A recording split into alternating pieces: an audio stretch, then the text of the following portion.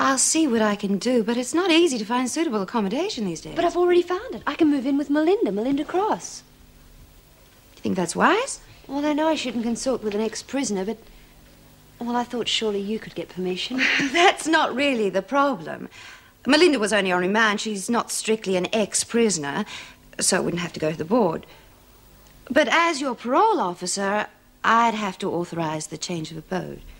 Oh, you will, won't you? Look, to a certain extent, Melinda understands my problem because she's been through it herself. And her father pays the rent, so all I'd have to do would be to chip in for expenses. It's close to the uni for study and, well, it'd save a lot on fares. All right, I'm convinced. You can give it a go. Thank you. Now look what you've done. Bees in the pound because of you. Quit squealing, you old lush. You betrayed us to the screws. We had 'em licked till you turned stool pigeon. Shut up! You give yourself a heart attack, and there's no doctor. She's right. I'd better watch it. No doctor, no dinner, and I haven't even got a fag. So everything's now back to normal and very little damage done. That's fairly satisfactory. However, it was a very serious breach of discipline for you to countermand my orders. Well, Smith would have been put into solitary once the disturbance was put down anyway. Perhaps, but I had promised she would be returned to the others in the dining room.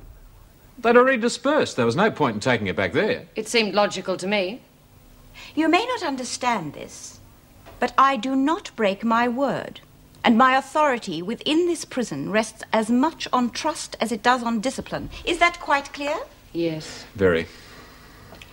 B. Smith will remain in solitary until the visiting justice can hear her case.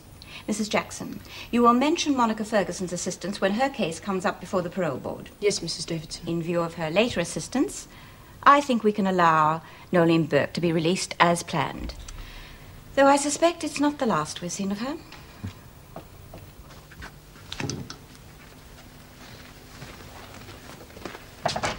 Next, please. Well, I hope it was worth waiting for. Sorry about the delay. I was called away to an emergency. How do you feel? I have morning, afternoon, and night sickness. I can't even drink anything without running to the loo. How do you think I feel? Have you made the appointment? Well, there's something we have to talk about first. Sit down. You're not exactly showing me your best manner. It's not exactly a pleasant subject. About the termination of your pregnancy. There's nothing to talk about. I've made up my mind. I want it done, and quickly. Well, I'm afraid it's not that simple.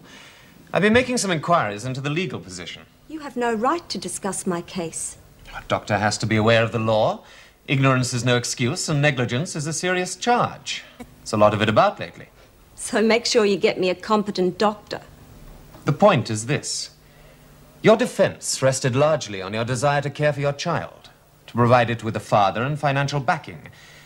If you voluntarily terminate your pregnancy, then your whole defense was a pack of lies. Well, they aren't likely to prove it. Besides, I can't be tried for the same crime twice. No, but you can be accused of perjury. Your sentence for your original crime is still in suspension. Have that abortion, and you'll almost certainly end up in jail.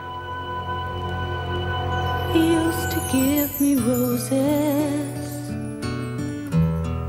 I wish he could again. But that was on the outside,